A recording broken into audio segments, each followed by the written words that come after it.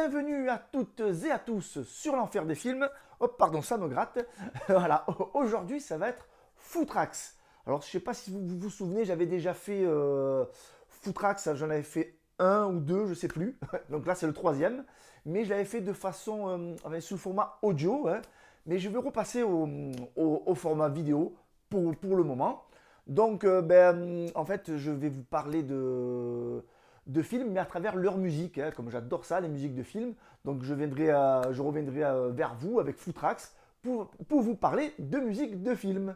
Alors trêve de bavardage et on va sonner le gong directement.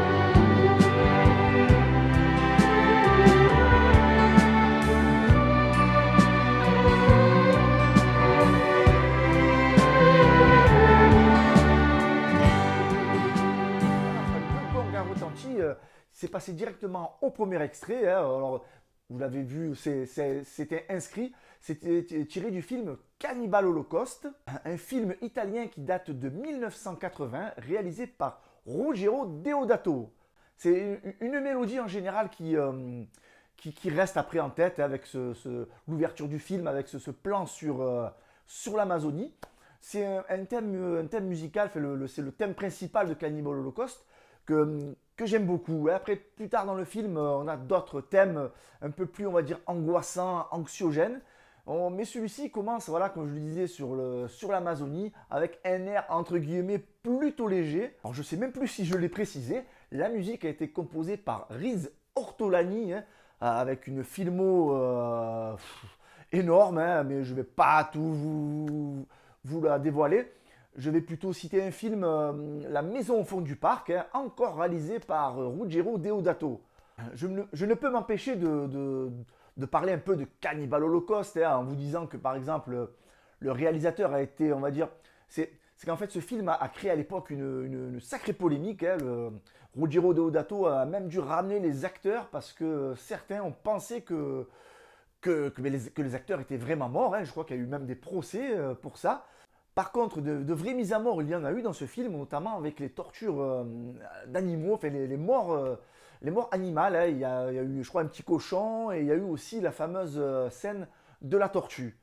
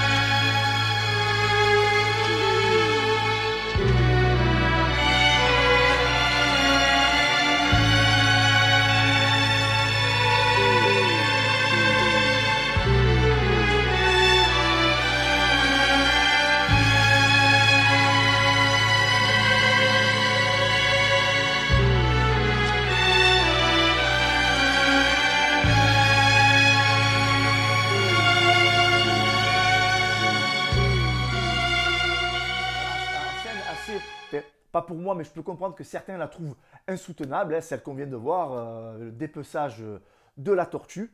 Mais il y a tellement à dire sur Cannibal Holocaust que je préfère passer à l'extrait suivant.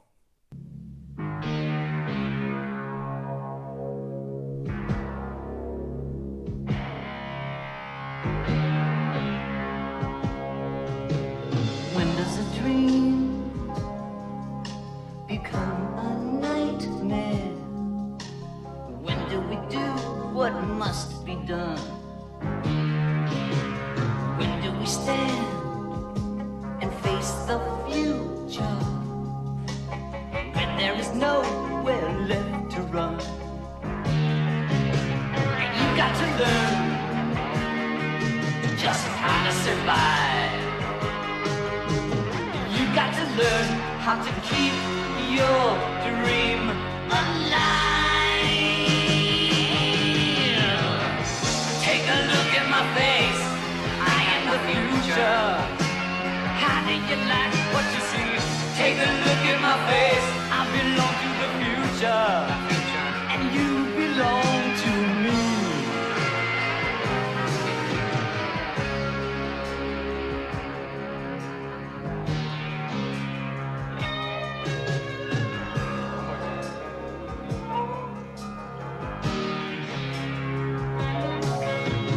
When does a dream become a nightmare? When do we learn to live with fear? When we cry out for some salvation, why is it no one seems to hear? You got to learn, it's up to you. If you can learn that the dream just might come true.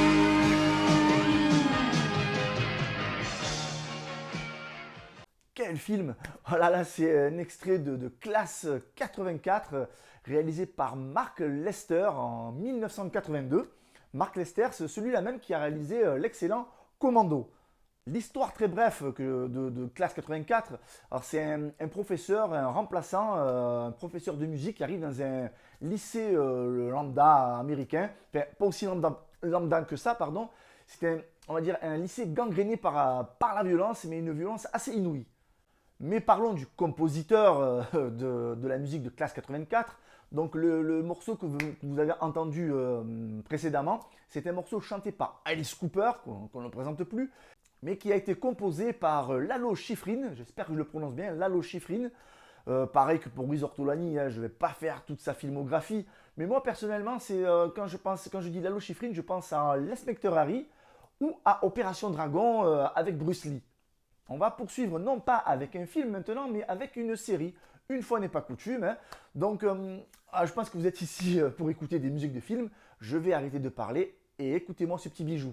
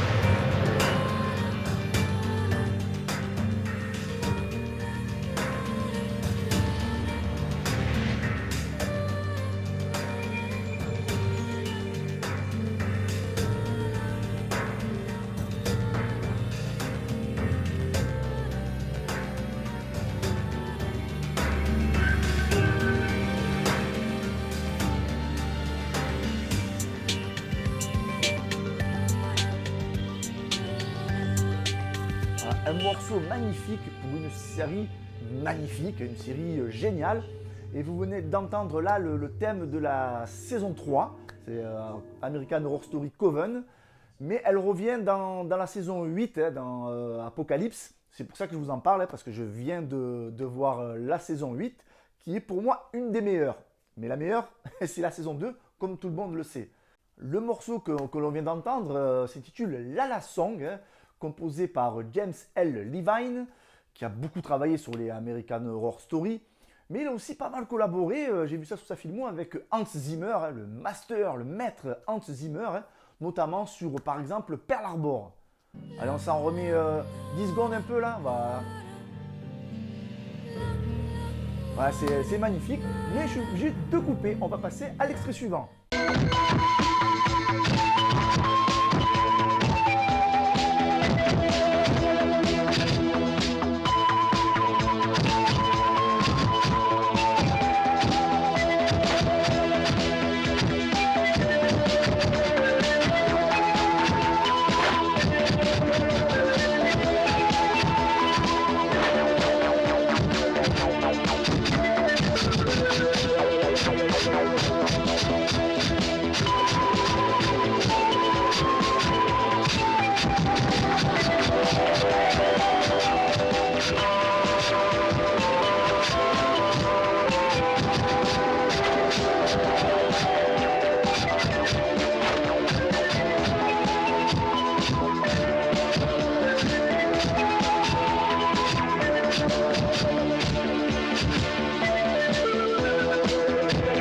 Allez, on se réveille un peu, hein, parce que c'est vrai que là, la song, c'est un peu envoûtant, on se laisse aller.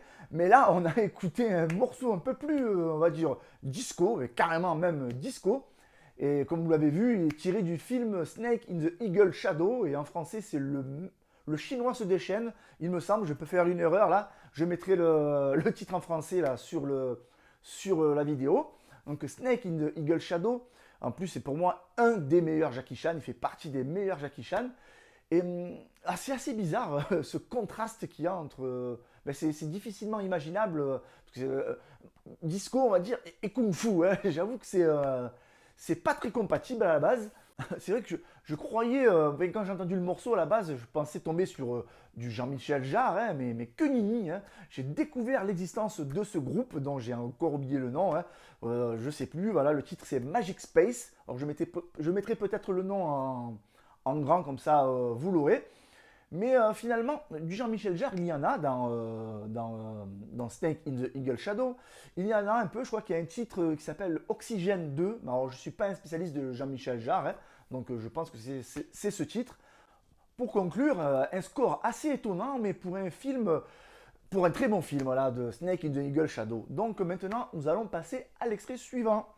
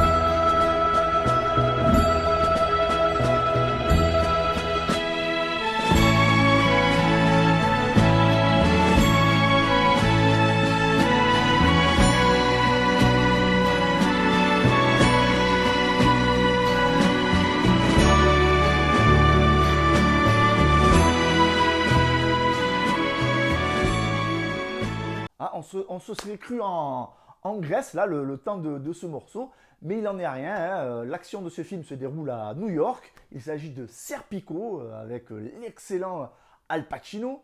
Que dire sur la musique du film? Ah oui, elle a été composée par Mikis Theodorakis. J'ai réussi à le dire parce que ça fait 3 fois que j'essaye. Juste avant, je me suis manqué. Mikis Theodorakis.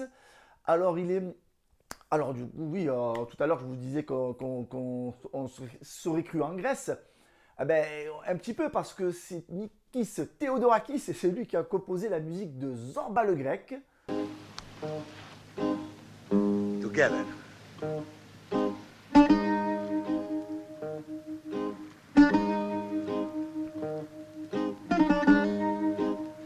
Let's go. Hop.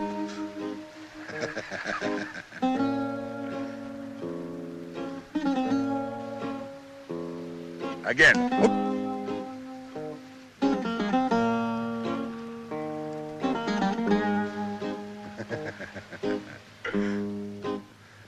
Down.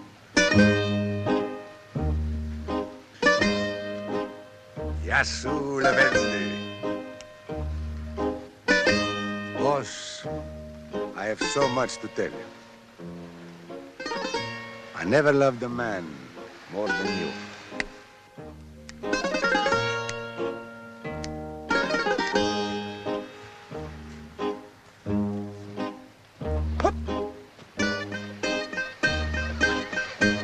Hey, boys, did you ever see a more splendiferous crash?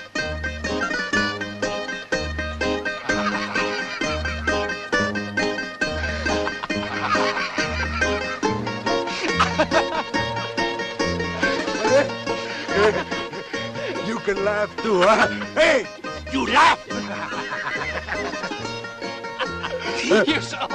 You're so they all right. Especially the monks. The third time was the best. Nothing left. Hey! That's it. Here. Up. Up. Up. Up.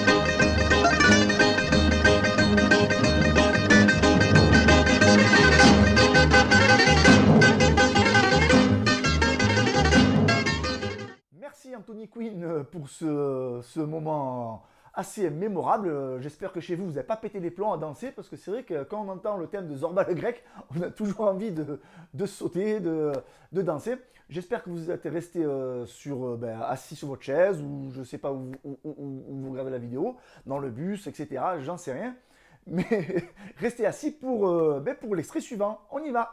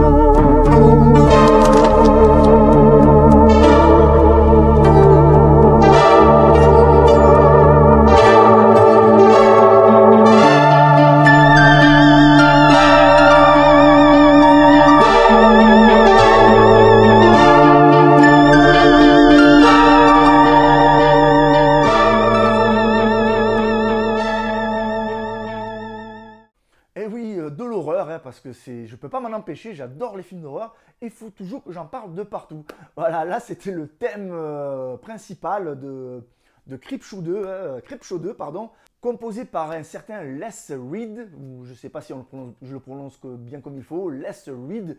À vrai dire, il n'y a pas grand chose à dire sur lui, je ne connais pas du tout, mais j'ai juste vu, alors peut-être certains connaissent, il est réalisé en 68, La motocyclette.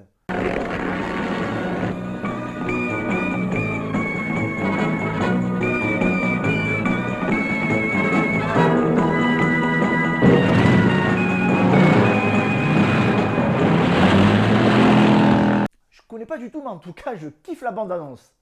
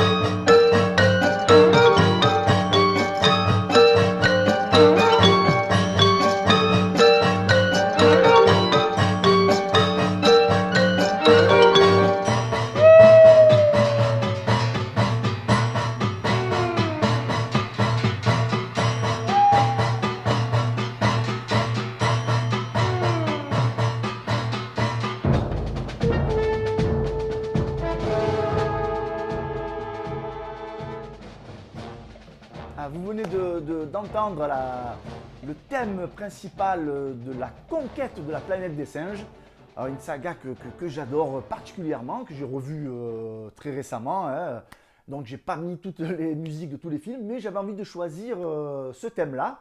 Un film qui a été réalisé en 72 et la musique a été composée par Tom Scott. Alors certains le connaîtront parce qu'il a fait partie de ce groupe très connu, les Blues Brothers, qui a été notamment les membres les plus connus ont été Dan Aykroyd et John Belushi, pardon, j'allais dire James Belushi, non, Don Aykroyd et John Belushi. Mais sinon, du côté du cinéma, il n'y a pas grand-chose à se mettre sous la dent. C'est surtout du côté de la télévision hein, qui s'est fait connaître, par exemple sur les rues de San Francisco ou même Starsky Hutch. Malheureusement, on va déjà passer au dernier extrait, donc c'est parti.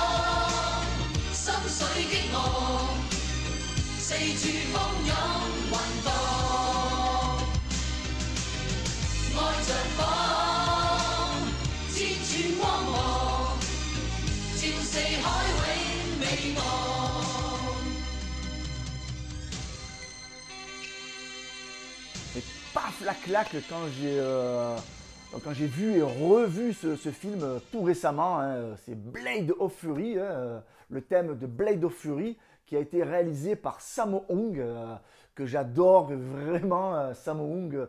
J'ai grandi avec ses films, mais pour Blade of Fury, la musique est carrément géniale. Mais j'ai rien trouvé sur l'interprète de la chanson. J'ai pensé à un moment donné Jackie Chan parce que je sais que Jackie Chan, il n'a pas fait que des films, il a aussi fait beaucoup de chansons, notamment pour pas mal de films. Donc j'ai eu un certain doute, mais je ne pense pas que ce soit lui. Si quelqu'un en sait plus, je suis preneur. Mais du coup, revenons 2 minutes sur Sammo Hung, hein, le réalisateur de Blade of Fury. Alors pour ceux qui ne le connaissent pas, c'est vrai que c'est un acteur trop méconnu hein, pour moi. Vous avez déjà sans doute vu sa bouille si vous avez vu des films avec Jackie Chan. Hein, il a fait pas mal de films avec Jackie Chan.